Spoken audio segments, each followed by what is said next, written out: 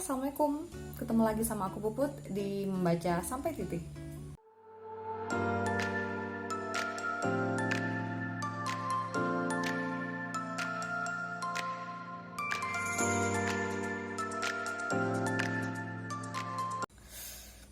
Aduh, kayak bener-bener pertama kali kayak berasa bikin video dan sampai lupa, bener-bener lupa openingnya gimana, sampai lupa gimana caranya ngomong karena saking lamanya udah nggak bikin video.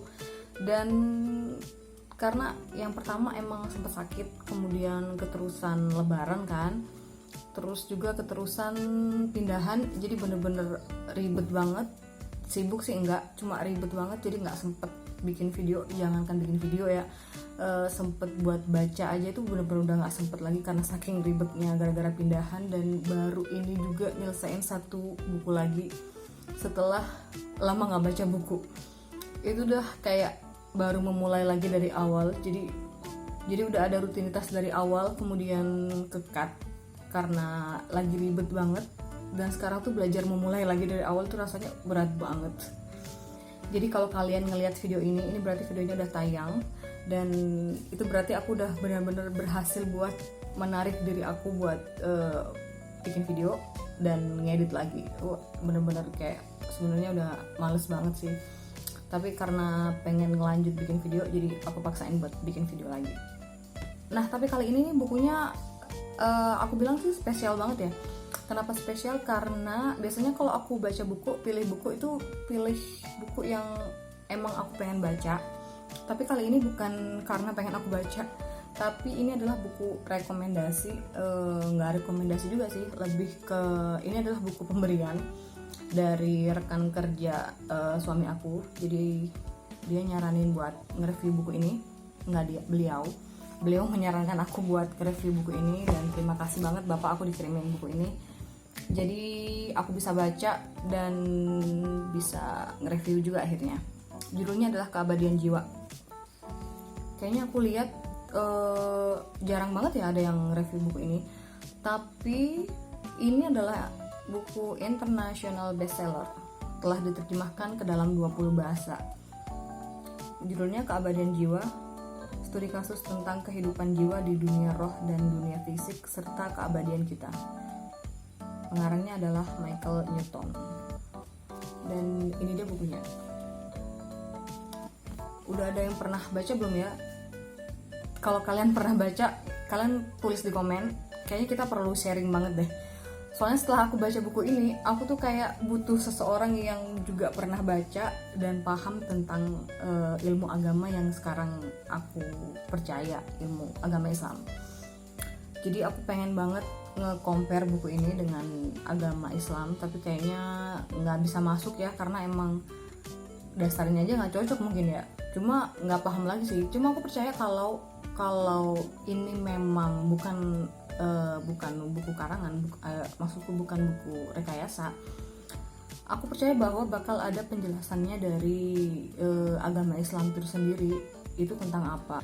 Jadi judul bukunya adalah Keabadian Jiwa, seperti yang udah aku bacain tadi. Dan ini tuh apa ya? Pas aku baca judul bukunya sih, itu tuh udah berasa kayak wow, bukunya horor banget ya. Horor dalam arti bukan yang kayak hantu gitu, bukan. Cuma horornya tuh lebih ke penasaran. Tapi kayak ini bakal berasa nyata atau berasa lebih ke fiksi gitu kan. Dan ternyata setelah aku coba tanya ke beberapa teman aku yang juga sering baca, rata-rata mereka juga belum pernah baca buku ini sih. Dan ketika tahu judulnya, mereka komen juga, wow, judulnya juga agak gimana gitu kan. Dan ternyata setelah aku nyelesain baca buku ini tuh aku nggak nyangka banget bakal sebanyak ini sih tandanya yang aku kasih. Biasanya tuh kalau aku baca buku, hal-hal penting yang sekiranya bakal yang bakal jadi note aku, bakal jadi pembahasan aku tuh biasanya aku bakal tandain begini. Dan biasanya kalau satu buku juga nggak sebanyak ini, paling ada ya 5-10 inilah note lah. Tapi ternyata ini tuh banyak banget. Ini aku hitung kira-kira hampir sekitar 50-an lah. Bener-bener 50-an, dari 50-an tanda dari sebanyak berapa halaman? 300 57 halaman.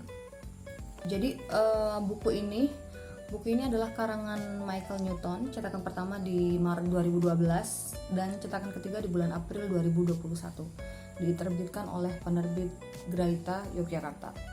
Dan ini pengarangnya orang luar, jadi ini jelas-jelas novel terjemahan, tapi biasanya kan biasa lah ya kalau kita baca buku terjemahan tuh agak susah buat paham, agak loading gitu kan. Tapi kalau pas aku baca buku ini tuh udah bahasanya udah enak banget dan mudah banget buat kita mengerti. Dan kayaknya setelah aku baca bukunya nih kayaknya perlu dibahas per bab ya, biar kalian tuh lebih paham isinya tentang apa. Tapi nggak aku kupas detail, cuma aku bakal bahas poin-poin per babnya gimana. Nanti kalian kalau penasaran mungkin bisa baca juga dan bisa ngubungin aku juga biar kita bisa diskusi bareng-bareng. Jadi aku bacain dulu sinopsisnya. Di bagian belakang buku ini nih tertulis, buku istimewa ini mengungkap untuk pertama kalinya misteri kehidupan di dunia roh setelah kematian di bumi. Ya, jadi ada dunia roh setelah kematian di bumi menurut buku ini. Dr. Newton, seorang master hipnoterapis, telah mengembangkan suatu teknik hipnoterapi untuk mencapai ingatan suprasadar para kliennya tentang kehidupan di dunia roh. Jadi ini bukan alam bawah sadar lagi, tapi udah alam suprasadar. Dalam keadaan hipnosis mendalam tersebut, mereka bisa menggambarkan bagaimana rasanya meninggal, jiwa siapa yang kita temui tepat setelah kematian, dan seperti apa dunia roh itu. Sampai sini udah mulai agak wow gitu kan. Buku ini merupakan hasil praktek dari riset klinis Dr. Newton selama 10 tahun. 10 tahun loh. Kasus yang disajikan adalah kesaksian klien-kliennya dari yang sangat religius hingga sangat sekuler. Dan mereka semua menunjukkan konsistensi luar biasa dalam menjawab pertanyaan-pertanyaan tentang kehidupan di dunia roh, yakni masa ketika jiwa mengevaluasi kehidupan fisik yang baru saja selesai, belajar bersama jiwa-jiwa terdekat dan guru pembimbing, serta merencanakan kehidupan fisik selanjutnya. Gimana? Seru kan? Seru isinya. Jadi sebenarnya ini bukunya juga bukan cerita tentang dunia roh aja sih, tapi ada bagian-bagian kayak ada hal-hal yang bisa kita ambil hikmahnya sih. Kalau sebagian besarnya memang kita nggak bisa terima karena itu bertolak belakang dengan ajaran agama kita, ada beberapa poin yang bisa kita ambil, yang bisa kita jadikan pelajaran dari sisi kemanusiaan atau sisi pelajaran hidup, itu bisa kita ambil sih. Oke, sekarang kita buka bukunya. Aku coba baca daftar isinya ya. Jadi daftar isinya ini adalah yang pertama pendahuluan, kemudian kematian dan keberangkatan, gerbang menuju dunia roh, pulang ke rumah, jiwa yang belum kembali, orientasi, transisi, penempatan pemimpin kita, jiwa tingkat awal, jiwa tingkat menengah, jiwa tingkat lanjut, pemilihan kehidupan, memilih tubuh baru, persiapan menuju keberangkatan, kelahiran kembali, kesimpulan. Nah, itu isi dari buku ini. Jadi aku bakalan kupas per babnya satu-satu. Nah, sama kayak aku mungkin ya. Jadi kalian ketika pas denger buku ini, baca sinopsisnya, pasti udah mulai kayak bertanya-tanya, ini beneran gak sih isi bukunya? Ini beneran gak sih bukan sebuah karangan, bukan karangan sih apa ya, kayak cerita-cerita karangan yang imajinatif banget. Tapi setelah aku baca di bagian pendahuluan, ini di bagian pendahuluan tuh bener-bener ngejawab hal-hal yang jadi pertanyaan aku sebelum aku baca bab selanjutnya. Nah, di bagian pendahuluan kalian pasti berpikir kan, ini bener-bener gak sih apa subjeknya, kliennya ini juga ngarang cerita gitu kan.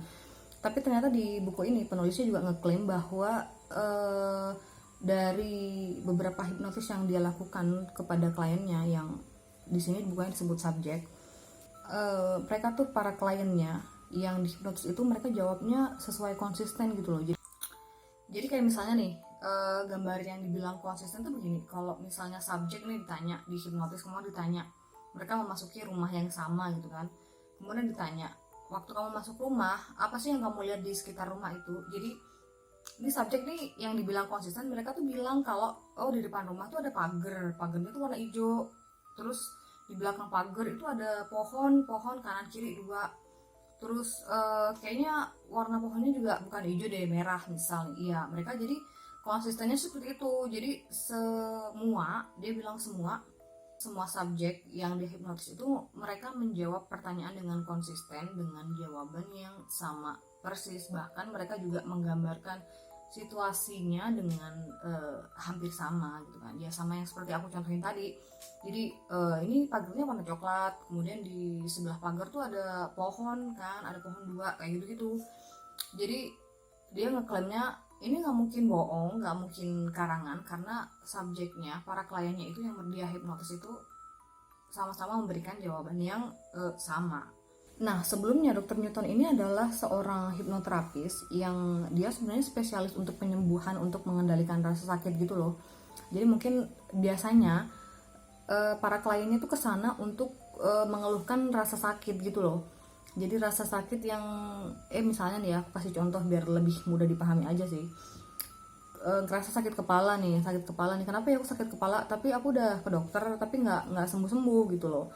Gimana ya caranya biar aku nggak terlalu ngerasain sakit karena udah didiagnosa sama dokter juga nggak gimana gitu kan. Jadi beberapa pasiennya tuh mengeluh seperti itu, sejenis itu. Jadi dan si dokter Newton ini berusaha untuk menghipnotis dia dan menata alam pikiran bawah sadarnya untuk apa ya? Ya, untuk men-setting dan mengendalikan rasa sakit. Dan sebenarnya dokter Newton ini nggak sengaja masuk ke dalam alam bawah suprasadar para kliennya ini. Jadi dia ngerasanya bahwa ada beberapa kalimat yang menjadi pemancing si subjek ini masuk ke dalam alam bawah sadar mereka. Bukan alam bawah sadar lagi ya, tapi alam suprasadar mereka. Jadi udah jauh di bawah alam bawah sadar lagi. Itu tuh sebenarnya nggak sengaja, dan akhirnya dia sadar kalau ini yang ngomong nih jiwanya nih. Terus aku udah masuk ke dalam alam suprasadar dia dan aku lagi ngomong sama jiwanya ini gitu loh. Dia juga baru sadar. Kemudian setelah dia paham polanya, bagaimana dia berkomunikasi sama orang, kemudian bisa masuk ke alam bawah suprasadar si subjek ini, kemudian dia mencoba untuk mengulang kembali dengan klien-klien yang lain, karena dia dari situ dia mulai penasaran tentang adanya jiwa, kemudian kehidupan roh dan lain sebagainya. Nah, kemudian kita bakalan bahas di bab pertama. Jadi bab pertama tentang kematian dan keberangkatan. Jadi digambarkan dalam buku ini bahwa kematian itu sangatlah menyenangkan. Bayangin coba, kematian itu sangatlah menyenangkan, bahagia, damai, dan sangat merasa terbebas dari beban yang sudah dia rasakan di bumi. Jadi malah mati itu lebih menyenangkan daripada kita hidup. Rasanya begitu yang digambarkan oleh para kliennya di sini.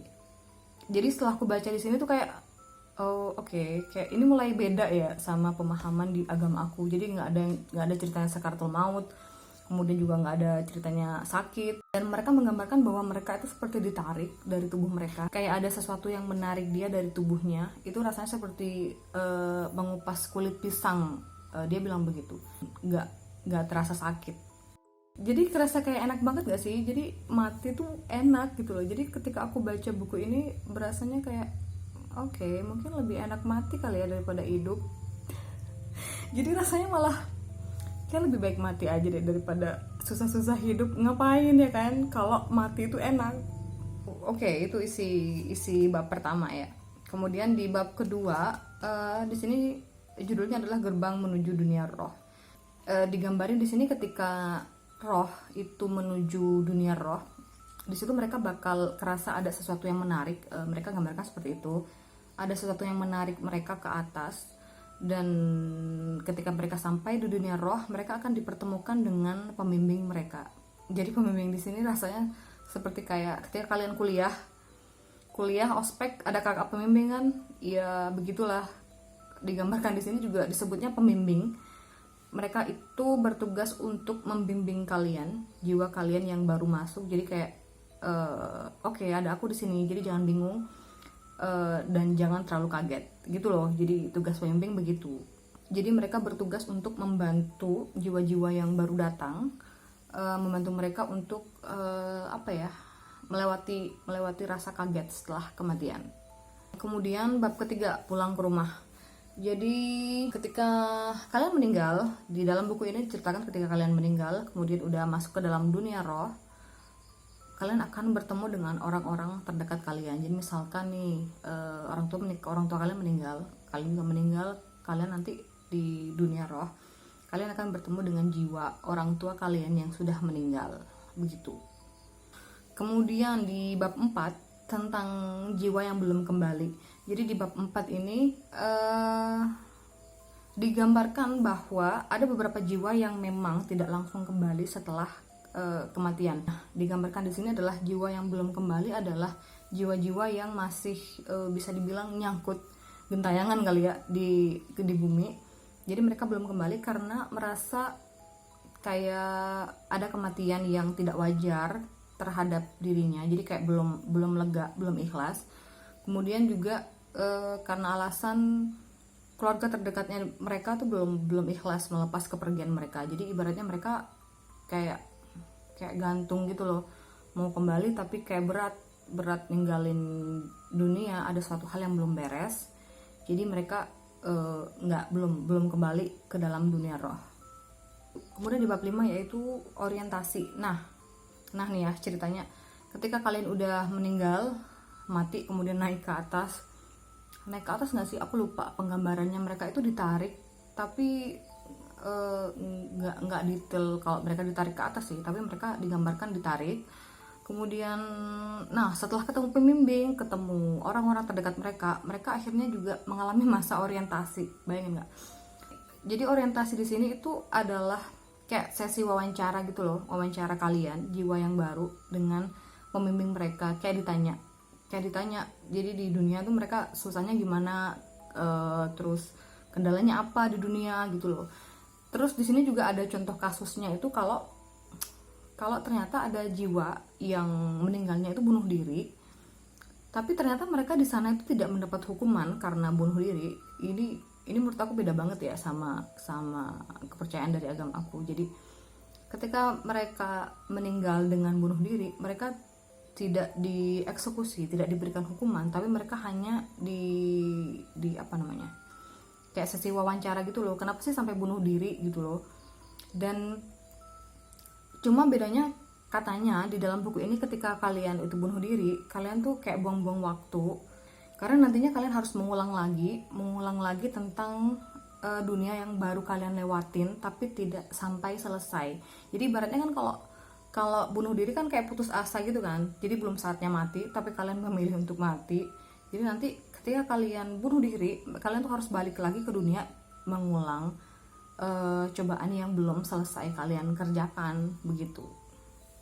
Sampai di bab 5 ini aku udah mulai cukup takjub dan mulai ngerasa oke, ini bener atau nggak bener ya nggak bisa dibilang bener nggak bener juga sih menurut aku. Cuma ya balik lagi ke kepercayaan kita lagi. Ini aku di sini cuma menggambarkan tentang isi bukunya.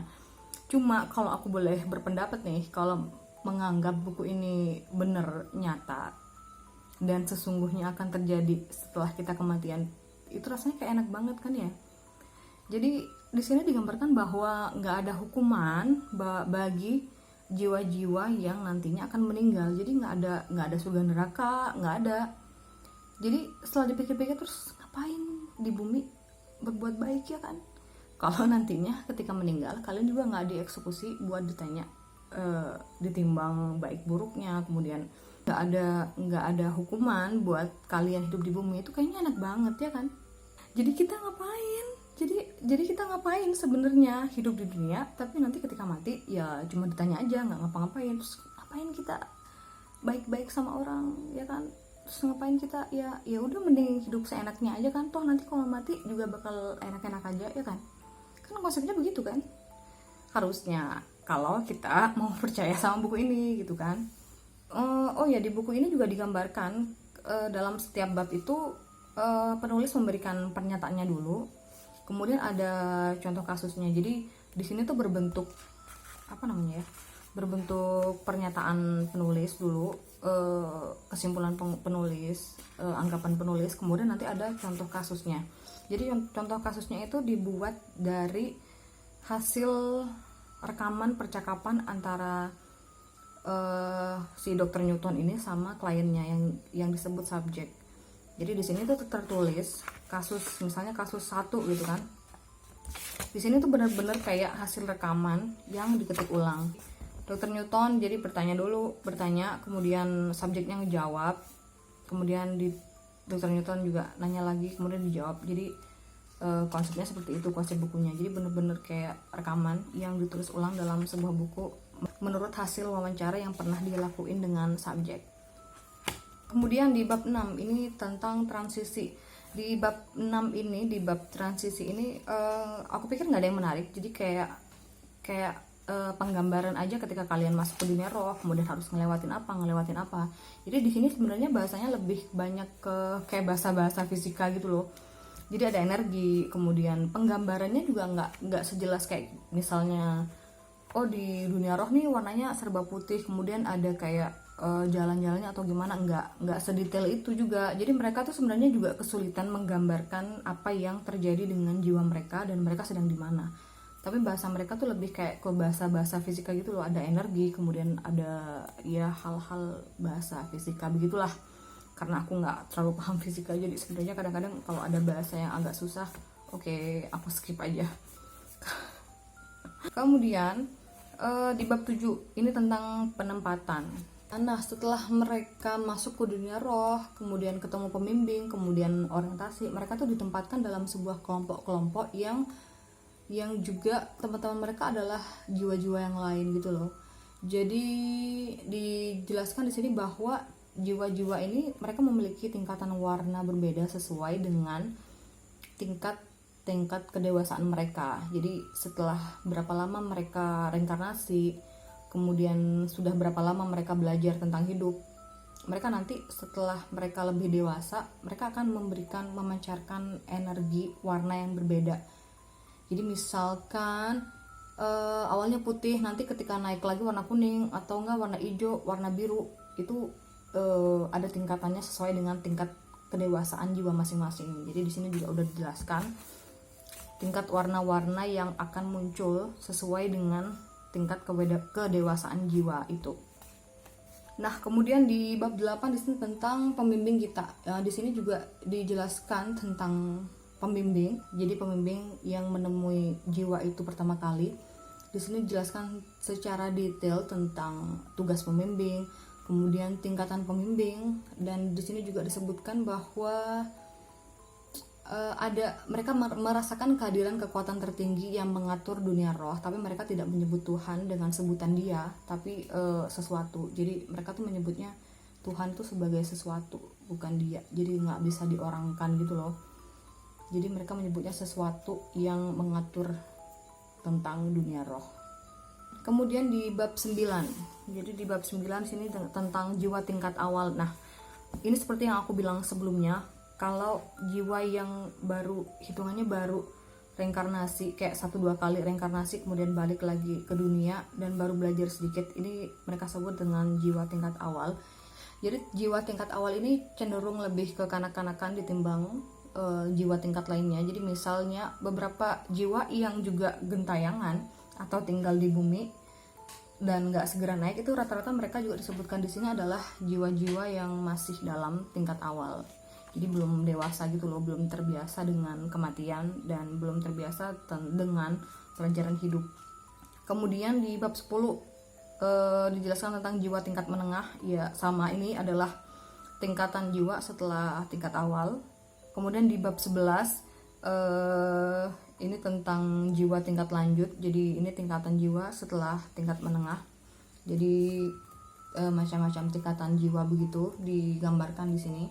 Jadi yang membedakan tentang jiwa-jiwa tingkat awal, menengah, dan kemudian yang tingkat lanjut, ini tuh dari pengalaman mereka yang sudah mereka lakukan. Jadi biasanya bahkan di sini juga digambarkan bahwa jiwa tingkat lanjut itu biasanya juga bisa membuat sesuatu. Jadi misalkan mereka bisa membuat kayak pohon, batu dari energi mereka. Jadi semakin dewasa tingkat jiwanya, mereka semakin memiliki kayak kecerdasan yang untuk membuat sesuatu gitu loh. Dan disebutkan juga di sini reinkarnasi mereka nggak hanya di bumi, tapi ada tempat lain disebutkan di sini, tempat untuk mereka reinkarnasi, tapi nggak disebutkan juga di mana. Tapi yang jelas ada tempat lain selain bumi untuk mereka hidup kembali. Dan kemudian di bab 12 pemilihan kehidupan. Nah, jadi setelah mereka udah cukup lama di dunia roh, nanti pembimbing mereka tuh bakal memberitahu mereka bahwa mereka sudah siap untuk kembali ke bumi, untuk kembali reinkarnasi. Jadi ketika mereka sudah siap untuk kembali ke bumi untuk reinkarnasi dan mendapat pelajaran hidup lagi, jadi mereka harus memilih kehidupan yang baru. Jadi misalkan mereka itu mau milih jadi apa kelak, mau menjalani hidup yang bagaimana, mau menjalani hidup dengan cobaan seperti apa, di sini mereka juga bisa berhak memilih. Tapi di sini juga digambarkan bahwa takdir-takdir yang bakal mereka jalani itu nggak sepenuhnya tergambar secara detail. Jadi misalkan nih, dia bakal lahir sebagai anak kecil, kemudian nanti dewasanya bakal jadi dokter misal. Digambarkan di sini bahwa itu nggak runut. Jadi gambaran takdirnya juga nggak digambarkan runut. Jadi mereka cuma diberitahu sekilas aja. Dan katanya takdir mereka itu juga disebutkan bahwa bisa berubah sesuai dengan ketika mereka nanti menjalani hidup mereka. Jadi nggak mesti takdir yang mereka tulis itu yang digambarkan itu besok akan terjadi ketika dia lahir di bumi.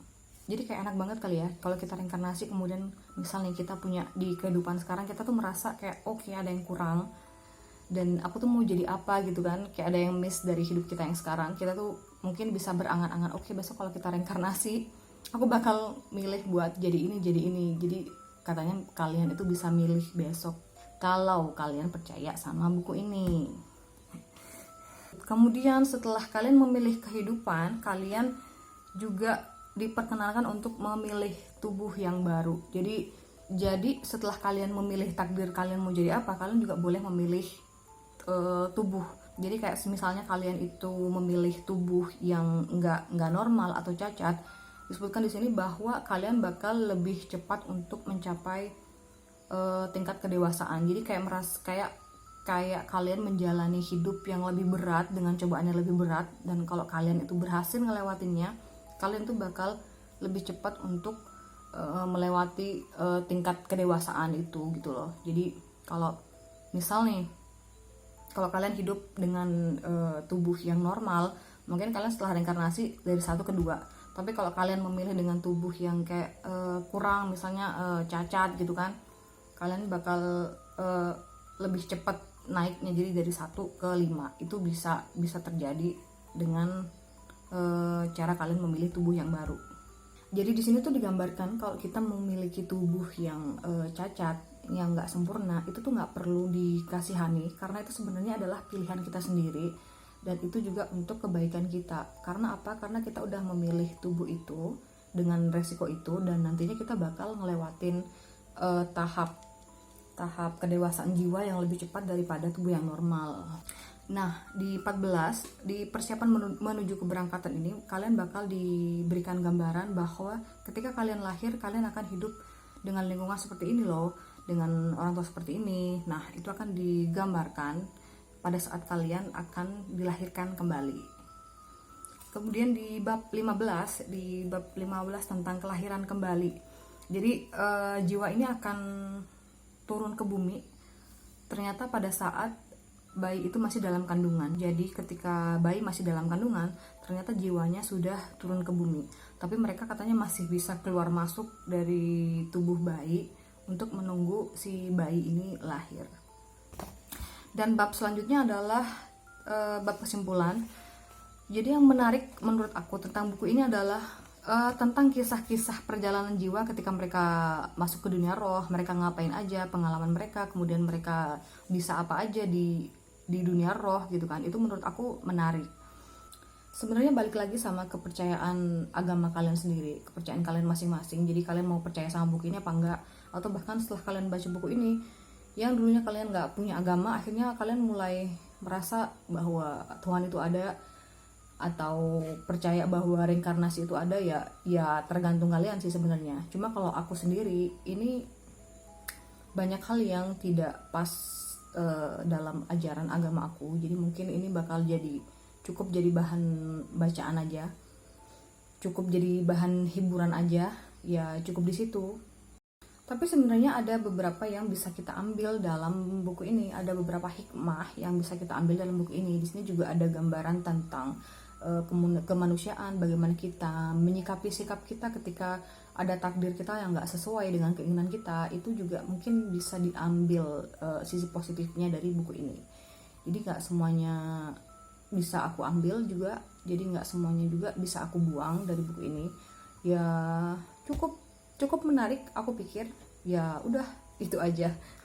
Kalau kalian mungkin juga penasaran tentang dunia roh bagaimana, dan kalian pengen tahu tentang rekaman detailnya tentang percakapan Dr. Newton dengan para kliennya, kalian mungkin bisa baca bukunya, kalian mungkin bisa pinjam bukunya atau beli bukunya. Ini bisa didapatkan dengan mudah. Tapi jangan lupa, sekali lagi jangan pernah beli buku bajakan. Kalian harus beli buku aslinya. Kalau kalian nggak bisa beli buku aslinya, kalian mending pinjem aja ya. Oke, itu dulu review dari aku, pembahasan dari aku, penjelasan dari aku. Sekali lagi, ini aku hanya menjabarkan apa isi bukunya, tentang isi bukunya. Tidak bermaksud untuk membenarkan atau berkomentar banyak tentang bukunya juga. Aku hanya menjabarkan aja. Jadi setelahnya terserah kalian. Terima kasih sudah menonton. Jangan lupa baca buku. Sampai ketemu di video-video berikutnya. Assalamualaikum.